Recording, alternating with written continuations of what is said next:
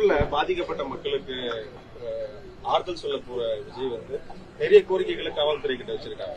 அது என்னன்னா இது சரியான வழிகாட்டுதல் இல்லைன்னு தான் நான் முதல்ல இருந்து சொல்லிட்டே இருக்கேன். நான் இப்ப சொல்லல. இந்த கரூர் சம்பவத்தை பொறுத்த மட்டும் ஒரே வார்த்தையில நானும் இங்க இருந்து கடந்து போனா கடந்து போயிடலாம். 16வது நாள் காரியம் முடியட்டும், அதுக்கப்புறம் பேசிக்கிறேங்க உங்கள்கிட்ட சொல்லிட்டு கிளம்பிடலாம். ஆனா அது அறிவுபூர்வமானதா இல்ல. ஆனா நேற்றைக்கு உங்களை போன்ற ஊடகவியலாளர்கள், பத்திரிகையாளர்கள் ஒருத்தர் அப்படி சொல்லிட்டு போறாரு, அவரை விட்டுட்டீங்களே, எப்படி உங்களால விட மனசு வந்துச்சு? அவர் சொல்லிட்டு போட்டா அவர் சொன்னது வேத வாக்கா? 16வது நாள் காரியம்னா யாரும் என்ன நீங்க பாட்டுக்கு புதுசா எடுத்து விடுறாங்க, புதுசா கொண்டு வர்றாங்க. ஒரு விபத்து கரூரில் நடந்தது, முழுக்க ஒரு விபத்து என்பது எதிர்பாராம நடக்கிறதா விபத்து. அப்படி ஒரு விபத்து நடந்துருச்சு. ஆனால் அந்த விபத்துக்கு என்ன செய்யணும் அப்படின்னு சொன்னா, இப்ப நாமளே இருக்கோம், ஒரு பஸ்ல நின்றுட்டு இருக்கோம், ஒருத்தர் தெரியாம ஒருத்தர் காலை மிதிச்சிடறோம், தெரிஞ்சு மிதிக்கல, என்ன செய்யறோம்? சாரி சார்னு சொல்றோம். அதுதான் பண்பு.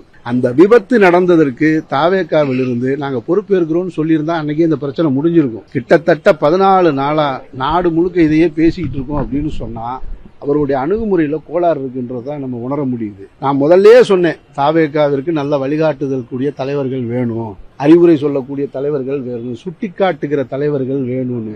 ஆனா லட்சோபலட்சம் மக்களுடைய பேரன்பை பெற்ற நடிகர் விஜய் அவர்கள் தனக்கு வலதுபுறமும் இடதுபுறமும் சேர்த்து வைத்திருக்கக்கூடிய ஆட்கள் சரியான ஆட்கள் இல்லைன்றது என்னுடைய கருத்து.